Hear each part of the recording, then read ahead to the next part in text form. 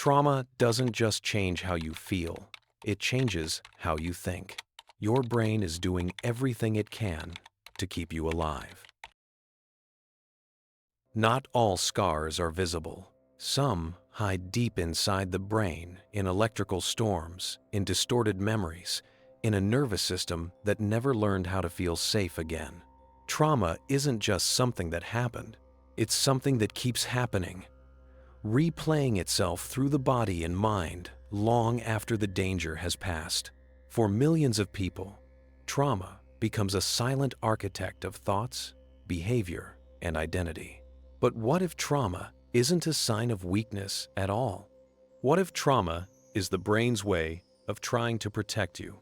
Today, we explore what trauma really is, how it physically reshapes the brain, why survivors experience triggers, anxiety, and detachment, and how the brain can rewire itself toward healing. Let's dive into the neuroscience of survival and hope. Trauma is not defined by the event itself, but by the impact it leaves on the nervous system. Two people can live through the same experience. One recovers, the other collapses inward. Trauma is the overwhelming of the brain's ability to cope. It could be physical violence, sexual abuse, war, or displacement, neglect in childhood, emotional manipulation, accidents, disasters, or sudden loss. But trauma isn't always explosive or dramatic. Sometimes it's quiet. Sometimes it's repeated. Sometimes it's the childhood where no one listened, comforted, or protected you. Psychologists call this complex trauma living in a state where safety never arrives and the brain never turns off survival mode. Trauma isn't a moment. It's a nervous system stuck in the past. When something threatens you, the amygdala, a small almond-shaped structure, activates like a fire alarm. But trauma locks this fire alarm into hypersensitivity. In a traumatized brain, the amygdala becomes larger. It becomes louder. It skips rational analysis and jumps straight into panic. Every shadow becomes a predator. Every loud noise becomes a threat. Even harmless moments feel dangerous. This is why survivors startle easily, stay tense in social situations, feel unsafe even in safety, expect the worst. Their brain has learned one rule: never let danger surprise you again. The traumatized amygdala doesn't ask, "Am I safe?" It asks, "How will I be hurt next?" Right next to the amygdala lives the hippocampus, the brain's memory center. Normally, the hippocampus organizes memories into the past, but under trauma, cortisol floods the system.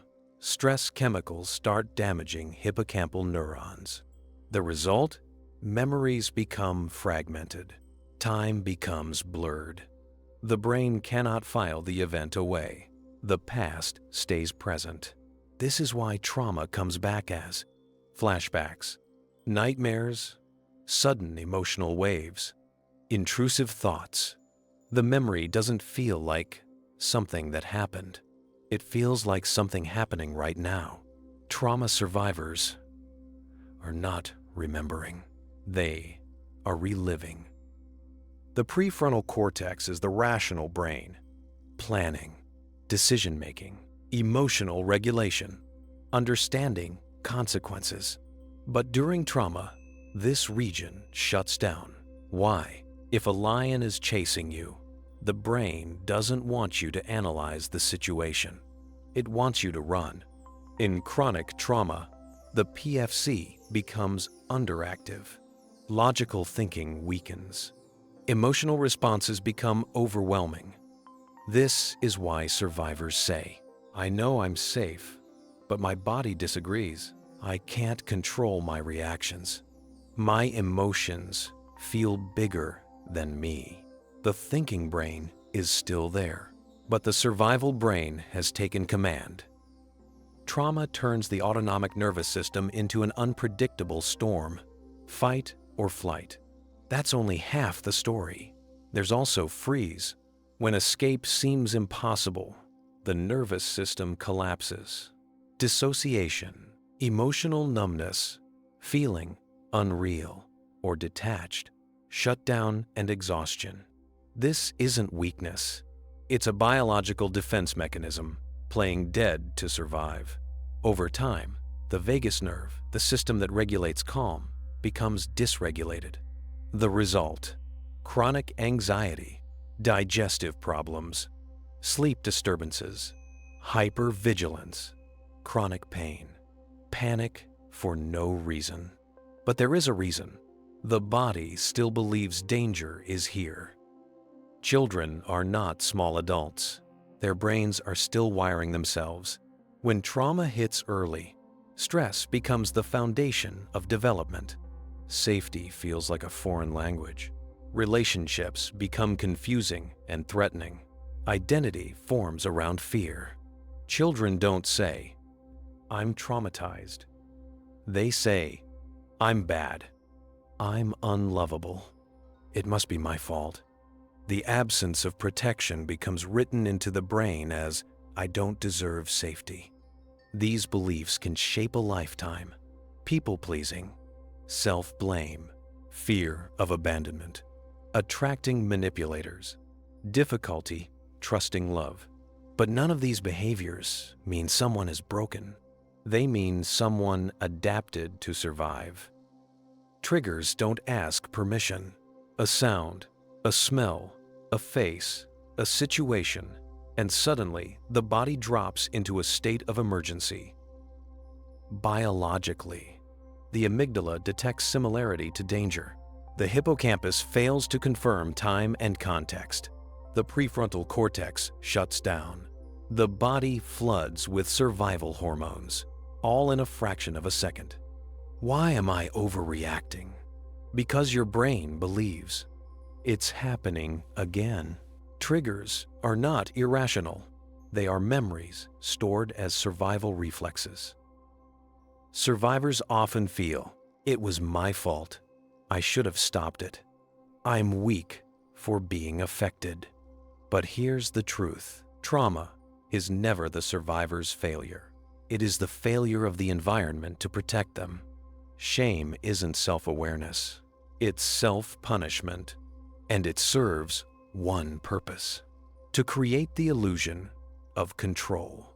If it was my fault, then I can prevent it next time. Shame is the mind rewriting the story, so helplessness hurts less. Trauma changes the brain, but so does healing. Neuroplasticity, the brain's ability to rewire, continues throughout life. What damages the brain? Fear, neglect, chronic stress, isolation. What repairs it?